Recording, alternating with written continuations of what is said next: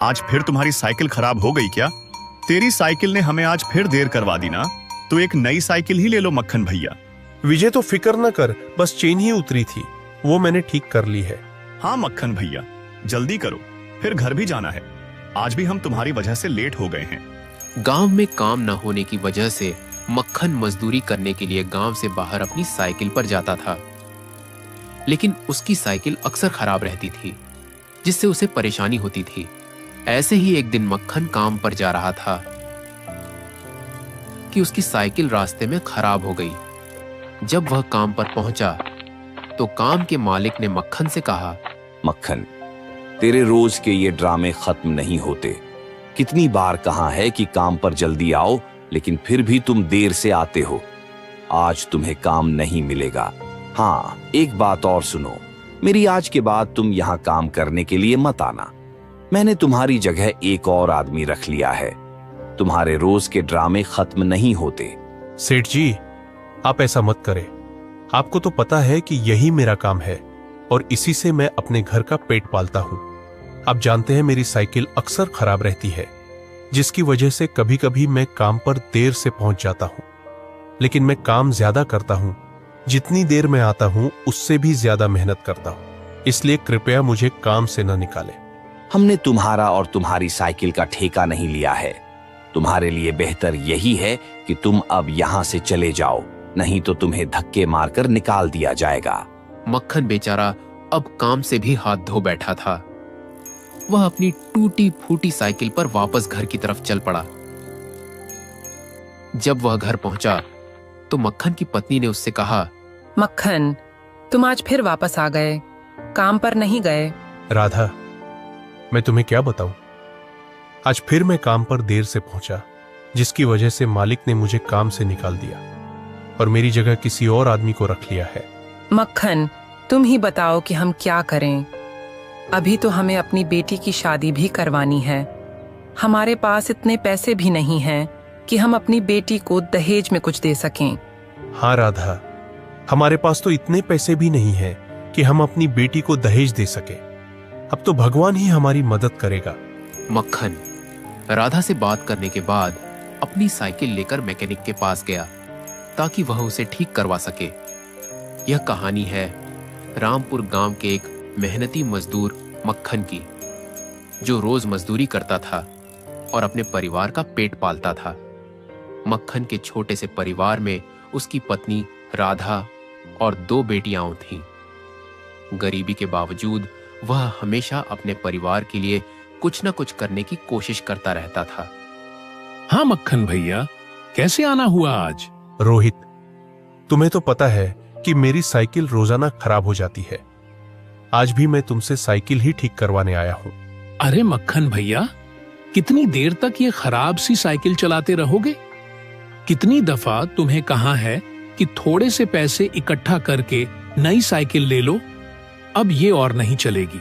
रोहित, तुमसे जितना हो सकता है तुम कर दो, बाकी मैं बाद में देख लूंगा कि मुझे क्या करना है। रोहित ने जितना हो सका उतना मक्खन की साइकिल ठीक कर दी। मक्खन साइकिल ठीक करवाने के बाद वापस घर चला गया। जैसे ही वह घर पहुंचा, उसने देखा कि उसकी बेटी के लिए रिश्ता आया हुआ है। मक्खन उनके पास बैठ गया और उनसे बात करने लगा। लड़के के पिता जो रिश्ता लेकर आए थे मक्खन की बेटी के लिए, उन्होंने मक्खन से कहा, मक्खन मेरा बेटा 12वीं पास है और हमारे गांव में बहुत इज्जत है। जब हमें पता चला कि तुम भी अपनी बेटी के लिए रिश्ता तलाश रहे हो, तो मैं इसीलिए अपने बेटे का रिश्ता तुम्हारी बेटी के लिए लेकर आया हूं। मक्खन, तुम्हें तो पता है कि हम शरीफ लोग हैं, इसलिए हमें लड़की भी शरीफ घर की चाहिए। इसलिए हम तुम्हारे घर आए हैं क्योंकि तुम भी शरीफ लोग हो। वो तो ठीक है मोहनलाल जी, लेकिन मेरे पास इतने पैसे नहीं हैं कि मैं अपनी बेटी को दहेज में कुछ दे सकूं। नहीं नहीं मक्खन, हम तो सोच कर आए थे कि हम अपने बेटे के लिए दहेज में मोटरसाइकिल मांगे, लेकिन तुम कुछ भी नहीं दे रहे हो। मोहनलाल जी, मैं एक मजदूर आदमी हूं। मैं मजदूरी करके अपने घर का गुजारा बहुत मुश्किल से कर रहा हूं। मैं दहेज में कुछ नहीं दे सकता। इतना सुनते ही मोहनलाल, जो मक्खन की बेटी के लिए अपने बेटे का रिश्ता लेकर आया था, उठकर चला गया। मोहनलाल के चले जाने के बाद मक्खन भी घर से बाहर निकला और एक पेड़ के नीचे जाकर उदासी से बैठ गया। थोड़ी ही देर में गांव का सरपंच भी वहां आ पहुंचा। उसने मक्खन को देखा और कहा, मक्खन, क्या बात है? आज तुम बहुत उदास लग रहे हो। सब ठीक तो है ना? सरपंच जी, आपको क्या बताऊं, मेरी तो पूरी जिंदगी ही मुश्किलों से भरी पड़ी है। न घर में खाने को कुछ है, न ही काम करने को कोई रोजगार बचा है। अभी अभी मैं घर से आया हूं और वहां मेरी बेटी के लिए रिश्ता आया था, लेकिन वो भी दहेज के चलते वापस चला गया। अब तो लगता है जैसे सब कुछ खत्म होता जा रहा है। मक्खन, तू फिक्र मत कर। गांव में चुनाव हो रहे हैं। अगर मैं इन चुनावों में जीत गया तो तेरी बेटी की शादी मैं खुद करवाऊंगा, और गांव के जितने भी गरीब लोग हैं मैं उनकी बेटियों की शादी भी करवाऊंगा। और तू चिंता मत कर, मैं तुझे शहर में काम दिला देता हूं। तू कल से वहां चला जाना काम करने के लिए। ठीक है सरपंच जी, आपका बहुत शुक्रिया। भगवान आपका भला करे। गांव के सरपंच ने मक्खन को शहर में काम दिला दिया। अगले ही दिन से मक्खन शहर में काम करने के लिए जाने लगा। कुछ समय ऐसे ही गुजरता रहा। मक्खन हर दिन सुबह जल्दी अपनी पुरानी साइकिल पर निकलता, दिन भर मेहनत करता और शाम को थका हारा वापस आता। एक दिन मक्खन शहर से वापस आ रहा था कि उसने सब्जी लेने के लिए अपनी साइकिल साइड पर खड़ी की। वह सब्जी लेने चला गया और पीछे से एक ट्रैक्टर वाला आ रहा था। उसने मक्खन की साइकिल के ऊपर अपना ट्रैक्टर चढ़ा दिया, जिससे मक्खन की साइकिल पूरी तरह टूट गई। मक्खन ने जब अपनी साइकिल देखी तो वह बहुत परेशान हो गया। उसकी आंखें भर आईं और वह अपना चेहरा ऊपर की ओर करके कहने लगा, अब मैं काम पर कैसे जाऊंगा और अपने परिवार को कैसे पालूंगा? ये किस इम्तिहान में मुझे डाल दिया है भगवान। मेरे पास एक ही सहारा था, वह भी तूने छीन लिया। फिर मक्खन ने अपनी साइकिल उठाई और उदास चेहरे से अपनी साइकिल को वापस घर ले जाकर चला गया। जब मक्खन घर पहुंचा तो राधा ने उससे पूछा, मक्खन, क्या हुआ? तुम इतने परेशान क्यों हो? और तुम्हारी साइकिल को क्या हुआ? कैसे टूटी तुम्हारी साइकिल? फिर मक्खन ने राधा को सारी बात विस्तार में बताई। मक्खन की बात सुनकर राधा बहुत परेशान हुई, क्योंकि एक साइकिल थी जो उनका सहारा थी, जिस पर मक्खन शहर जाता था काम करने के लिए। राधा मन ही मन में सोचने लगी, मक्खन काम पर नहीं गया तो हमारे घर का चूल्हा कैसे जलेगा? मक्खन ने हिम्मत नहीं हारी और अगले दिन काम पर जाने के लिए शहर पैदल ही चला गया, क्योंकि उसकी साइकिल लगभग खराब हो चुकी थी। जब मक्खन काम पर पहुंचा तो वहां काम शुरू हो चुका था, क्योंकि वह बहुत देर से पहुंचा था, जिसकी वजह से आज की दिहाड़ी भी नहीं मिली। वह घर लौट आया और अपनी साइकिल मैकेनिक के पास ले गया और उसे बेच दिया। मक्खन साइकिल बेचने के बाद बाजार की तरफ निकल गया नई साइकिल के बारे में पता करने के लिए। जब वह बाजार पहुंचा तो उसने दुकानदार से कहा, भाई, मैं साइकिल लेने आया हूं, मुझे कोई साइकिल दिखाओ। मक्खन को दुकानदार ने 2 या 3 साइकिलें दिखाई, जिसमें से मक्खन को एक साइकिल पसंद आ गई। मक्खन ने पूछा, ये साइकिल मुझे पसंद है, तुम इसकी कीमत बताओ क्या है? मक्खन, इसकी कीमत 2000 रुपए है। ये सिर्फ तुम्हारे लिए है, वरना ये साइकिल बहुत महंगी है। मक्खन जब साइकिल की कीमत सुनी तो उसने अपनी जेब में देखा, उसके पास सिर्फ 500 रुपए थे। मक्खन उदास चेहरा लेकर घर वापस लौट गया। जो पैसे उसने साइकिल बेचकर पाए थे वह उसने अपनी पत्नी राधा को दे दिए और कहने लगा, राधा, ये लो कुछ पैसे, मैंने अपनी साइकिल बेच दी है, तुम इन पैसों से घर के लिए कुछ खरीद लेना। फिर मक्खन गांव के पास जंगल था, वहां चला गया। वहां जाकर रोने लगा और कहने लगा, हे भगवान, मैंने पिछले जन्म में कौन सा पाप किया था जो मुझे इस जन्म में सजा दे रहा है? मैं क्या करूं? तू ही मुझे रास्ता दिखा। अब मेरे पास मेरी साइकिल नहीं है। पहले साइकिल थी तो मैं शहर जाकर काम कर लिया करता था और परिवार को 2 वक्त का खाना खिलाता था। भगवान, मैं मर्द हूं, मैं तो रो भी नहीं सकता, इसलिए जंगल आ गया हूं। अगर मैं राधा और अपनी बेटियों के सामने रोता तो उनका हौसला भी टूट जाता। भगवान, अब तो तू ही मेरी कोई मदद करेगा। मक्खन वहां पर काफी समय तक बैठा रहा और सोचता रहा कि अब उसे क्या करना चाहिए। मक्खन जब रात को अपने घर आया तो उसने देखा कि उसके घर में कोई नहीं था। वह बहुत परेशान हो गया और गांव के ही एक आदमी से पूछा, राजू, मेरे घर पर कोई नहीं है। तुम्हें पता है मेरे घर वाले कहाँ गए हैं? मक्खन भाई, तुम्हारी बीवी की अचानक सेहत खराब हो गई थी और गांव वालों ने तुम्हें गांव में हर जगह तलाश किया, लेकिन तुम नहीं मिले। इसलिए गांव वाले तुम्हारी बीवी को अस्पताल लेकर चले गए हैं। मक्खन जल्दी अस्पताल की तरफ निकल गया। थोड़ी ही देर में वह अस्पताल पहुंचा और डॉक्टर से पूछने लगा, डॉक्टर साहब, मेरी पत्नी को क्या हुआ है? मक्खन, तुम्हारी पत्नी के पेट में पथरी है। हमें जल्दी से जल्दी उसका ऑपरेशन करना होगा ताकि वह जल्दी ठीक हो सके। अगर हमने देर की तो उसकी जान भी जा सकती है। इसलिए जल्दी से पैसे जमा करवाओ ताकि हम ऑपरेशन शुरू करें। मक्खन के पास तो एक समय के खाने के भी पैसे नहीं थे, वो कहां से देता? फिर मक्खन गांव के सरपंच के पास गया और उससे मदद मांगने लगा। सरपंच जी, अब आप ही मेरी मदद कर सकते हो। मेरी पत्नी अस्पताल में है और मेरे पास उसके इलाज के लिए पैसे नहीं है। मेहरबानी करके आप मुझे थोड़े पैसे उधार दे दीजिए ताकि मैं अपनी पत्नी का ऑपरेशन करवा सकूं।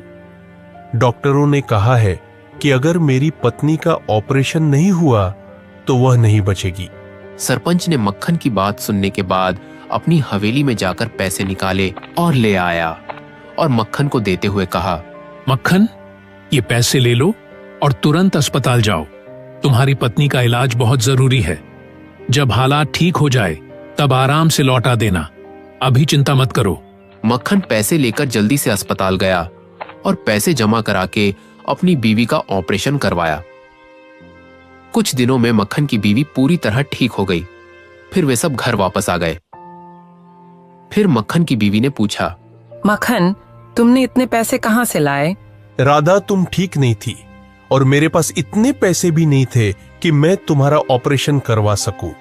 इसलिए मैंने सरपंच से पैसे उधार लिए और फिर तुम्हारा ऑपरेशन करवाया। मक्खन, ये मेरे पास कुछ पैसे पड़े हैं। मैंने अपनी बेटी के दहेज के लिए थोड़े थोड़े करके जमा किए थे। तुम ये पैसे ले जाओ और बाजार से अपने लिए नई साइकिल ले लो और फिर गांव से बाहर काम करने के लिए जाओ। फिर हमारा घर पहले की तरह चलना शुरू हो जाएगा। फिर मैं अपनी बेटी के लिए फिर से पैसे जमा करूंगी। राधा ने पैसे लाकर मक्खन को दे दिए। फिर मक्खन अपने दोस्त विजय के पास चला गया और विजय से कहने लगा, विजय भाई, मैंने पैसे जमा कर लिए हैं साइकिल के लिए। आ जाओ, साइकिल लेने चलते हैं। फिर विजय और मक्खन दोनों साइकिल लेने के लिए दुकान पर चले गए। फिर मक्खन ने नई साइकिल ले ली। मक्खन आज बहुत खुश था क्योंकि उसने नई साइकिल ली थी। उसकी बहुत ख्वाहिश थी कि वह नई साइकिल ले। आज वह पूरी हो गई। फिर मक्खन अपने घर गया साइकिल लेकर। पहले मक्खन की बीवी राधा ने साइकिल की पूजा की, फिर साइकिल को कमरे में रख दिया। उस दिन जैसे मक्खन की खुशी का ठिकाना न रहा। अगले दिन मक्खन राधा से कहने लगा, राधा, मुझे जल्दी से खाना बना कर दो, मुझे काम पर जाना है। मैं अभी बना देती हूँ। मक्खन खाना खाने के बाद गांव से बाहर काम पर चला गया। मक्खन ने आज दिल लगाकर काम किया और रात को जब वह घर लौट रहा था तो 3 चोरों ने उसे पकड़ लिया। चोरों ने मक्खन को मारा और उसकी साइकिल लेकर भाग गए। मक्खन उन चोरों के पीछे दौड़ा, लेकिन वे बहुत दूर जा चुके थे, जिससे मक्खन उन तक नहीं पहुंच सका। मक्खन वहीं खड़ा रह गया। उसकी आंखों में आंसू आ गए। वह रो रहा था और कहने लगा, हे भगवान, ये मेरे साथ क्या हो रहा है? मैंने कभी किसी का बुरा नहीं चाहा, फिर भी मेरे साथ इतना बुरा क्यों हो रहा है? क्या मेरी किस्मत में सिर्फ दुख ही लिखे हैं? मेरी मेहनत, मेरा सब्र सब बेकार जा रहा है। जिस रास्ते से चोर मक्खन की साइकिल लेकर गए थे, मक्खन भी उसी रास्ते पर जा रहा था। अचानक उसने वहां एक पुलिस वाले को देखा और उससे कहने लगा, साहब, मेरी साइकिल अभी थोड़ी देर पहले 3 चोर इसी रास्ते से ले गए हैं। उन्होंने मुझे मारा भी है। कृपया मेरी मदद कीजिए। पुलिस वाले ने गुस्से से कहा, जाकर थाने में रिपोर्ट लिखवाओ। मुझे क्यों बता रहे हो? मैं यहाँ अपना काम कर रहा हूँ। इतना फुर्सत में नहीं हूं कि तुम्हारे जैसे बेकार लोगों की मदद करता फिरूं। साहब, मैं तो बस मदद मांगने आया था। आप जैसे लोग भी न सुने तो हम जैसे गरीब लोग कहां जाए? हम पर न कानून मेहरबान है न नसीब। बस जीते हैं, सितम सहते हैं और खामोश रहते हैं। हाँ, तो मुझे क्यों बता रहे हो? मैंने तुम्हारा ठेका नहीं लिया है। जाओ, जाकर थाने में रिपोर्ट लिखवाओ। मक्खन बेचारा आंखों में आंसू लिए अपने घर की तरफ चल पड़ा। पुलिस वाले ने भी उसकी कोई मदद नहीं की। जब वह घर पहुंचा तो उसने अपनी पत्नी राधा और बेटियों को बताया जो उसके साथ हुआ था। बताने के बाद मक्खन अगले दिन अपने दोस्त विजय के साथ गया और उसे लेकर पुलिस में रिपोर्ट दर्ज करवाने के लिए चला गया। वहां वही इंस्पेक्टर था जो उसे रात को मिला था। फिर मक्खन ने इंस्पेक्टर को सब कुछ बताया। इंस्पेक्टर ने जवाब दिया, मक्खन, तुम फिक्र मत करो, तुम्हारी साइकिल मिल जाएगी। अब तुम यहाँ से जाओ। 4 या 5 दिन बाद पता करना। मक्खन और उसका दोस्त विजय दोनों वापस चल पड़े। वक्त ऐसे ही गुजरता गया, लेकिन पुलिस वालों ने मक्खन की साइकिल नहीं तलाश की। 4 दिन बाद मक्खन और उसका दोस्त फिर पुलिस स्टेशन में आए और मक्खन पुलिस वालों से कहने लगा, सर, हमारी साइकिल अभी तक नहीं मिली। आपने कहा था कि 4 या 5 दिन बाद पता करना, मिल जाएगी, लेकिन अभी तक नहीं मिली। इसलिए हम आज फिर पुलिस स्टेशन में आए हैं। हमने हर जगह तलाश की है, लेकिन कहीं भी नहीं मिल रही। कृपया हमारी मदद करें, क्योंकि वह साइकिल मेरे काम और रोजमर्रा की जिंदगी के लिए बहुत जरूरी है। हमने तुम्हारी साइकिल की पूरी तलाश की है, लेकिन अभी तक कोई सुराग नहीं मिला। तुम भी समझो, हम पूरी कोशिश कर रहे हैं। थोड़ा समय और दो, जल्दी ही कुछ पता चलेगा। मक्खन को आज फिर पुलिस स्टेशन से खाली हाथ वापस जाना पड़ा। साइकिल का कोई पता नहीं चला। मक्खन फिर घर चला गया और उसने राधा को बताया कि साइकिल का कुछ पता नहीं चला। राधा ने जवाब दिया, मक्खन, अब हम क्या करेंगे? अब तो ना हमारा कोई सहारा है और न ही हमारे पास कोई पैसे हैं जिनसे हम 2 वक्त का खाना खा सकें। हर तरफ अंधेरा सा छा गया है। न कोई उम्मीद बची है, न कोई रास्ता समझ आ रहा है। राधा, तुम फिक्र मत करो, भगवान हमें सहारा देगा। और अभी मैं सरपंच के पास मदद के लिए जाता हूं। अब तो सरपंच चुनाव भी जीत गया है, वो जरूर मेरी मदद करेगा। मक्खन सरपंच के पास चला गया और उससे कहने लगा, सरपंच जी, मैं आपके पास एक उम्मीद लेकर आया हूं। मुझे याद है, आपने कहा था कि अगर आप चुनाव जीत गए तो गांव के गरीबों की मदद करेंगे, उनकी बेटियों की शादियां करवाएंगे और हमें काम भी दिलवाएंगे। सरपंच जी, मेरी साइकिल चोरी हो गई है। काम पर जाना मुश्किल हो गया है। घर में खाने को भी कुछ नहीं है। कृपया मेरी मदद कीजिए। सरपंच ने गुस्से में कहा, तुम्हें क्या लगता है कि मैं तुम्हारे जैसे गरीबों की मदद के लिए यहाँ बैठा हूँ? अभी तो तुमने मेरे वो पैसे भी वापस नहीं किए जो मैंने तुम्हें उधार दिए थे, और तुम फिर से मांगने आए हो? यहाँ से तुरंत चले जाओ। मक्खन सरपंच की बात सुनकर वहां से चल पड़ा। रास्ते में उसे एक मंदिर नजर आया। वह वहां रुक गया और मंदिर के सामने खड़े होकर कहने लगा, भगवान, मैंने कौन सा पाप किया जो मुझे इतनी बुरी सजा दे रहे हो? मेरा परिवार भूखा है, मेरे पास काम नहीं है, अब तेरा ही सहारा है। अपनी कृपा करो मुझ पर। मक्खन की आंखें आंसुओं से भर आई थीं जब वह बोल रहा था। जब मक्खन भगवान से बात करके मुड़ा तो उसने देखा कि उसके पीछे एक सोने की साइकिल थी। वह समझ गया कि भगवान ने उसे तोहफा दिया है। वह साइकिल लेकर अपने घर गया और अपनी पत्नी और बेटियों को सब कुछ बताया। वे सब बहुत खुश हुए। उनकी पूरी जिंदगी बदल गई और फिर वे हमेशा शांति और खुशियों से भरी जिंदगी जीने लगे।